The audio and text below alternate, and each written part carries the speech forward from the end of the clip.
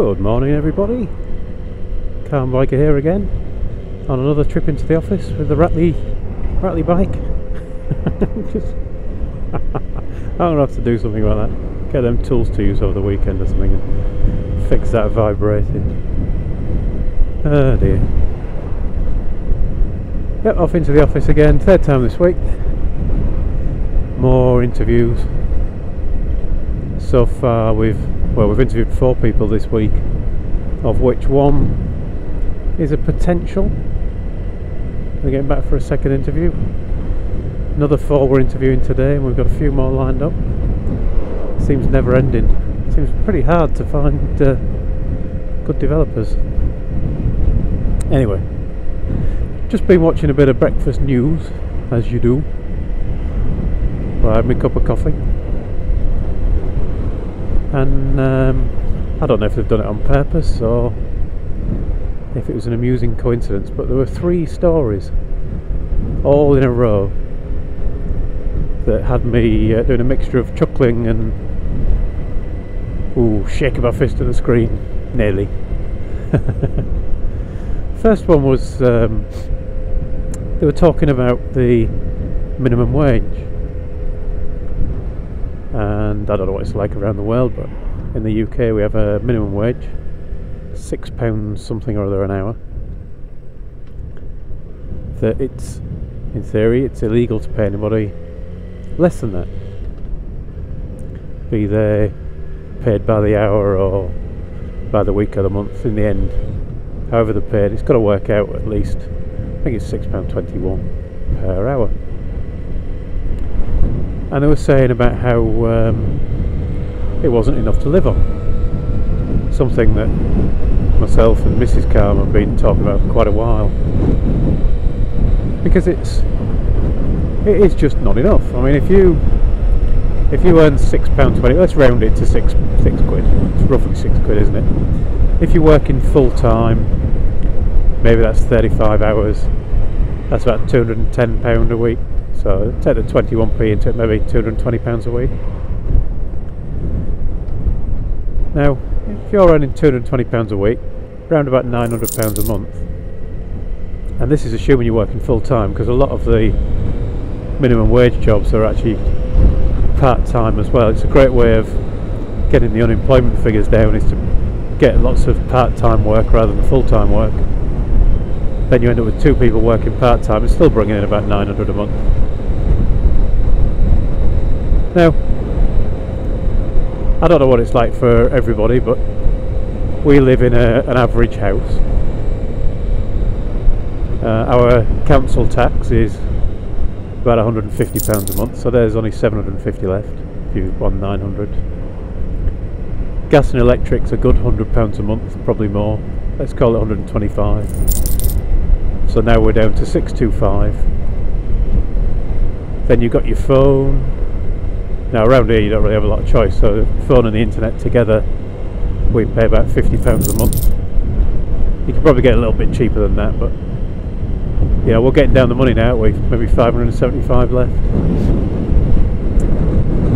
And then you've got to pay for your food. Now if you're a family of 4, what's that going to cost you? I'd hate to think, we don't have children, but I can imagine that's going to be, what, a couple of hundred a month maybe? Yeah, maybe we're down into the 300 and something left range. Let's call it 325, shall we? Now luckily for us, we don't have a mortgage anymore.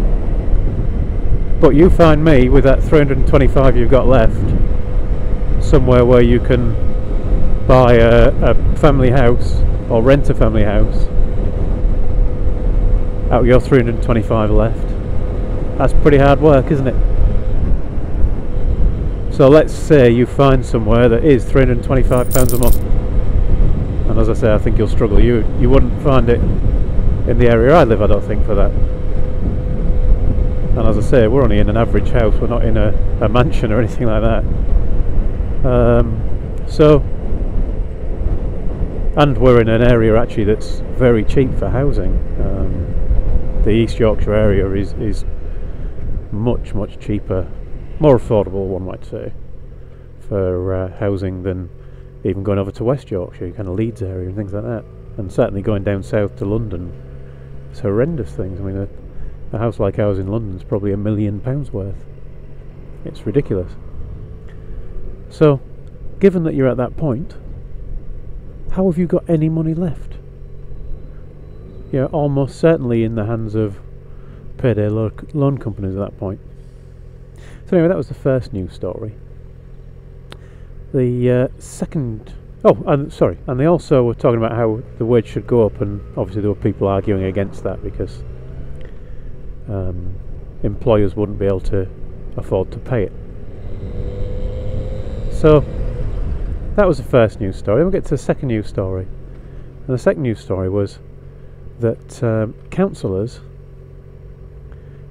and this was beautifully timed to go after the minimum wage, councillors in a particular area are voting for themselves to have a pay rise.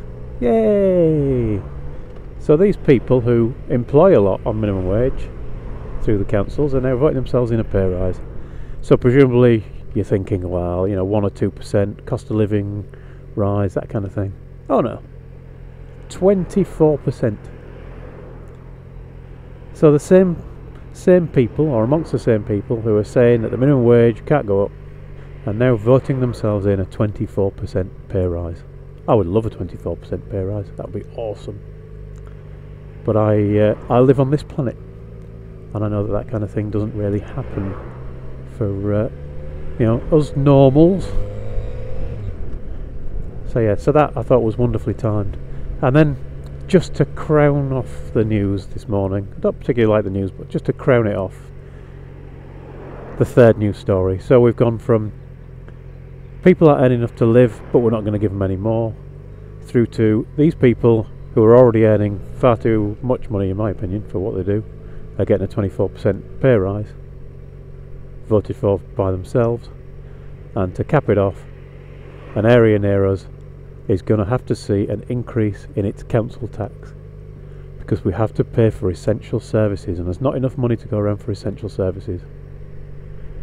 Aye, not enough money for essential services, but there's enough money to give yourself a 24% pay rise. And they say these people are in it for the good of the community and not for lining their own pockets. Oh well, I hope I haven't offended anyone too much.